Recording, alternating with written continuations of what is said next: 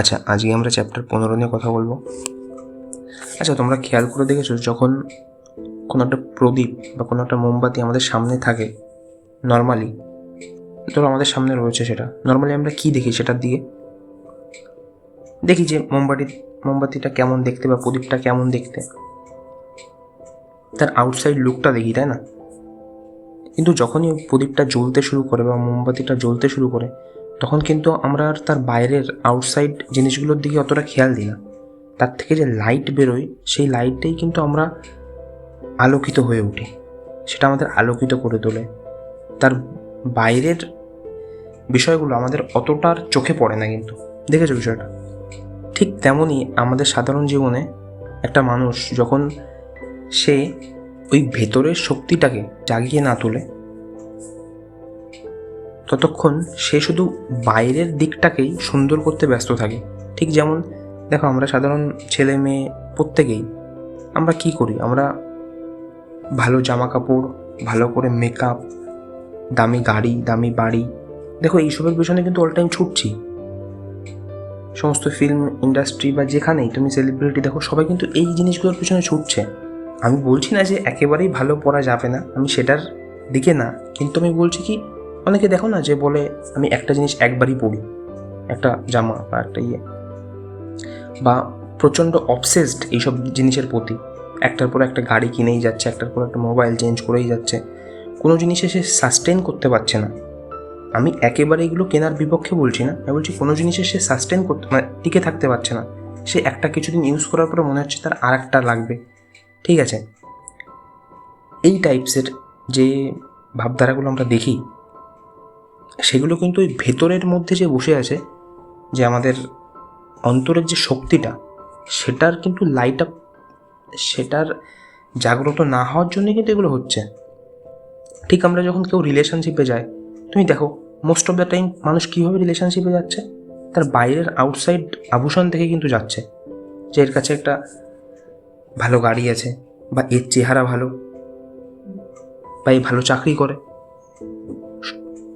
ও everything কিন্তু বাইরের জিনিসটা দেখে। কিন্তু কিন্তু আমি বলছি যে এই যে রিলেশনশিপে ব্রেকআপ বা যে কোনো সম্পর্কে ফাটল কিছুদিনের মধ্যে কেন দেখা দিচ্ছে? কিন্তু দেখো, প্রথম 1-2 মাস কিন্তু রিলেশনশিপে প্রত্যেকের খুব ভালোই লাগে, কিন্তু তারপরে যে কেমন একটা সেটা হয় না, যে সেটাতে আর ইন্টারেস্ট পাচ্ছে না বা কিছু হচ্ছে না। তোমরা অবশ্যই সেটার সাথে কথাটার সাথে ম্যাচ করতে পারবে জিনিসটা। এটার কারণ কি? কারণ শুরুতে সে গেছিল নিশ্চয়ই তার ভেতরটা না দেখেই, যে সে আসলে মানুষটা কেমন, বা তার ভেতরটা কি পরিপূর্ণ, নাকি শুধু সে বাইরের জিনিসগুলো দিয়েই নিজেকে জাঁকজমকপূর্ণ করে রাখতে চায়। যখনই একটা মেয়ে একটা ছেলের সাথে কথা বলে, তখনই তোমরা দেখবে যে সেই ছেলেটা অলওয়েজ তার কাছে যা যা আছে, যে আমি একটা এই জব করি, বা আমার কাছে এই বাইক আছে, বা এই আছে, এই টাইপসের কথা কিন্তু সে বেশি বলার চেষ্টা করে। মানে তার কাছে কি ওয়েলথ আছে সেটা ফুটিয়ে তুলতে চায়। ঠিক আছে, এগুলোর কারণ কি? সে তার ভেতরে যে খালিপান সেটা দেখাতে চায় না, সে নিজেকে এক্সপোজ করে না তার সামনে। কিন্তু যখনই সে রিলেশনশিপে এন্টার করে, তখনই আস্তে আস্তে কিন্তু ভেতরটা এক্সপোজ হওয়া শুরু হয়। এবার যখনই ভেতরটা এক্সপোজ হওয়া শুরু হয়, ছেলেটার ক্ষেত্রে বা মেয়েটার ক্ষেত্রেও, তখনই এই বোরিংনেসটা বা এই খারাপ লাগাটা আসতে থাকে, যে আরে একে তো দেখেছিলাম এতটা এইভাবে থাকে, ওইভাবে থাকে, বাট এর ভেতরটা তো এতটা খালি, তাই না?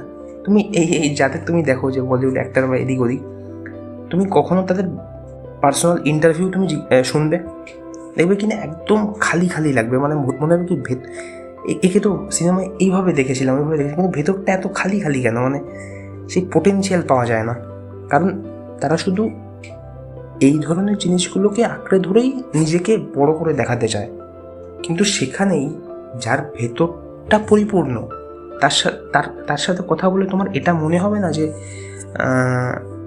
এর কাছে কত টাকা আছে, সেটা তোমার জিজ্ঞাসা করার খুব প্রয়োজন পড়বে না। বা এমন একটা মেয়ে, তার তোমার চেহারাটা কেমন সেটা দেখারও তোমার প্রয়োজন পড়বে না, যদি তার ভেতরটা পরিপূর্ণ থাকে।